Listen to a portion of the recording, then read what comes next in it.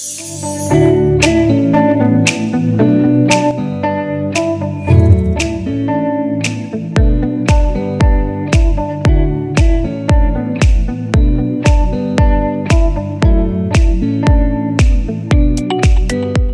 guys, you're welcome back.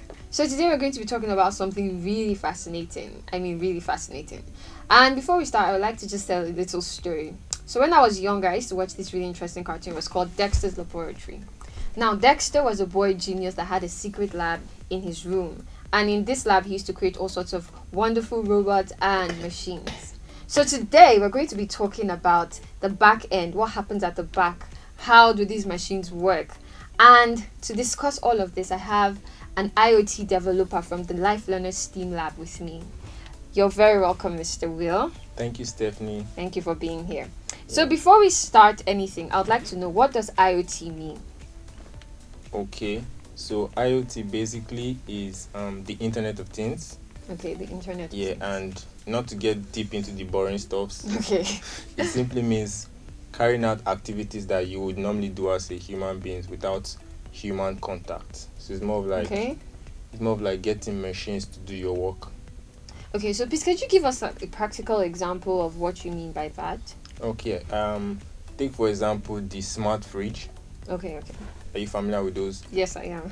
Okay, so the smart fridge here gets you like your beverages, your juice, your drinks. So it gets to know the level they are when you put them.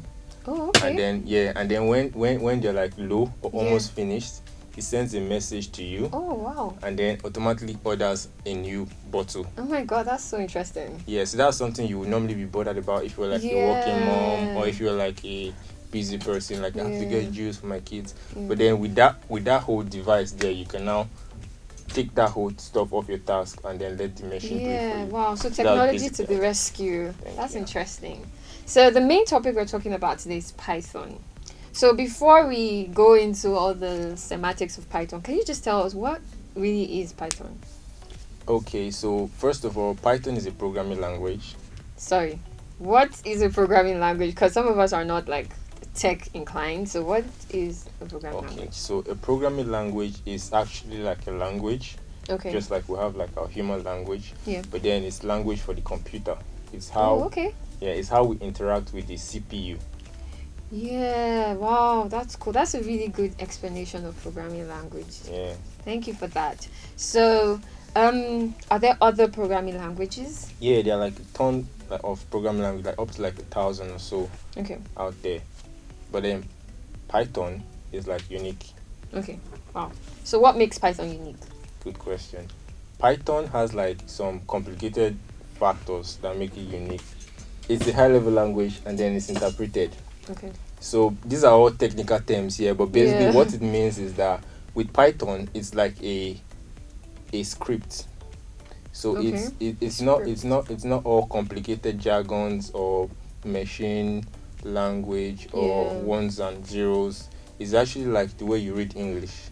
You have words that are similar to the English dictionary in Python. So that's why it's high level. It's closer to the human language as possible as it can be. Okay. Yeah. Okay, that's interesting. Python is close to the human language. So that means there's more of like English in Python? True, yeah. Okay, great. So how does Python, can you give us some examples of Python applications or machines or things that we can relate with in the real world? Okay, so Python actually does like a lot of things. Yeah. In tech, you can use Python to make web apps, websites, mobile apps, and so many other things. But then one of the key features of Python right now is its ability to manage big data and then machine learning.